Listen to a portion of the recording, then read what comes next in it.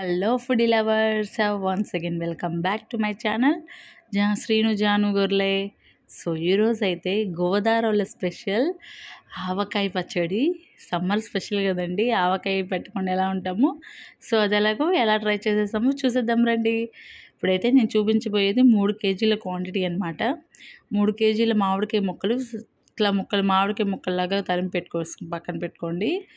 ఇప్పుడు అన్నీ కేజీ తీసుకుంటున్నాము. బెల్లం, కారం అండ్ ఆవపిండి కూడా ఇట్లా ప్యాకెట్స్లో ఉంటాయి, స్టోర్స్లో దొరుకుతుంది. ఇలా అయితే మొత్తం కేజీ ప్యాకెట్లు అనమాట.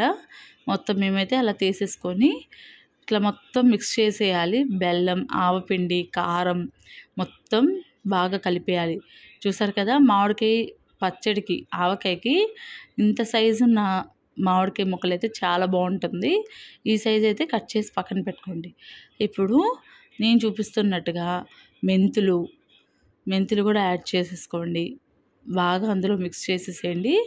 ఇప్పుడు వెల్లుల్లి రెబ్బలు అన్నమాట, ఉప్పు, బెల్లం ఇవన్నీ మిక్స్ చేసేసుకొని, చూస్తున్నారు కదా వెల్లుల్లి రెబ్బలు మెయిన్ ఇంపార్టెంట్ అండి ఆవకాయకి. చాలా అంటే చాలా టేస్ట్ని ఇస్తుంది. వెల్లుల్లి ఇష్టం లేని వాళ్ళు స్కిప్ చేసేసుకోవచ్చు. సో ఇది మాత్రం వేసేసుకోండి, బాగుంటుంది. ఇప్పుడైతే కొంచెం నూనె, ఇది వేరుశనగ నూనె అనమాట, బయట స్టోర్స్లోనే తెచ్చుకున్నాము. దాన్ని అయితే ఇప్పుడు ఏ బకెట్లో అయితే మనం స్టోర్ చేసుకుంటున్నామో ఆ బకెట్లో కొంచెం వేసుకొని బకెట్ అంతా అప్లై చేసుకొని పక్కన ఉంచుకోండి.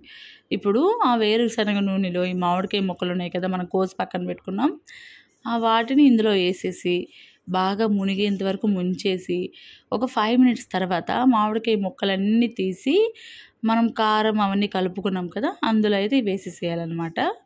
చూడండి, ఇక్కడ నేను చూపిస్తున్నట్టుగానే చేయండి, మీకు ఈజీగా అయిపోతుంది. ఆవకాయ పెట్టడం రాని వాళ్ళు కూడా ఈజీగా పెట్టేసుకోవచ్చు.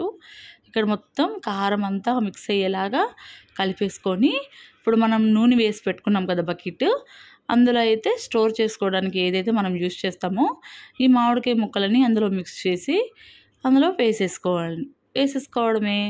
సో అలాగే ఇప్పుడు నేను చూపిస్తున్నట్టుగా అయితే ట్రై చేయండి. సో మీలో ఎవరైతే నా ఛానల్ని ఫస్ట్ టైం చూస్తున్నారో please do like, share and subscribe to my channel Srinu Janu Gorle. So మీకు నచ్చితే డెఫినెట్గా ట్రై చేయండి. మీకు ఎలా కుదిరిందో నాకైతే కామెంట్ సెక్షన్లో అయితే కామెంట్ చేసేసేయండి.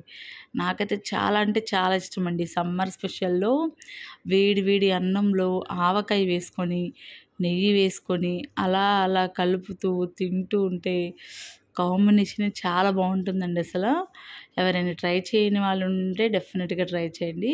ఇది చాలా ఈజీ మెథడ్ అనమాట. ఇది గోదావరి స్పెషల్, రాజమండ్రి స్పెషల్ ఆవకాయ పచ్చడి. సో వాళ్ళు చేస్తున్నారు, నేను చూస్తున్నాను పక్క నుండి.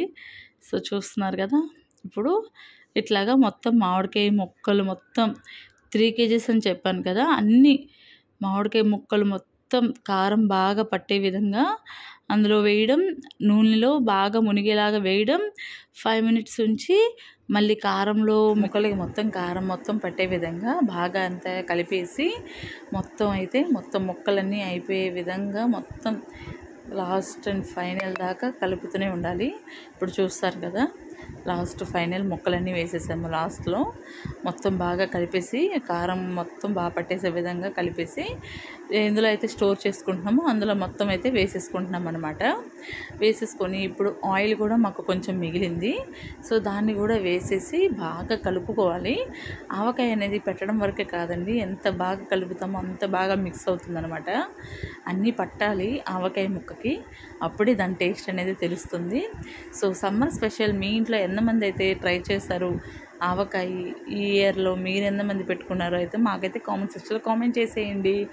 సో రాజమండ్రి గోదావరి స్పెషల్ కదా, ఇప్పుడైతే స్టోర్ చేసేసుకోవాలి మూత పెట్టుకొని. 3 డేస్ తర్వాత చూపిస్తున్నాను చూడండి.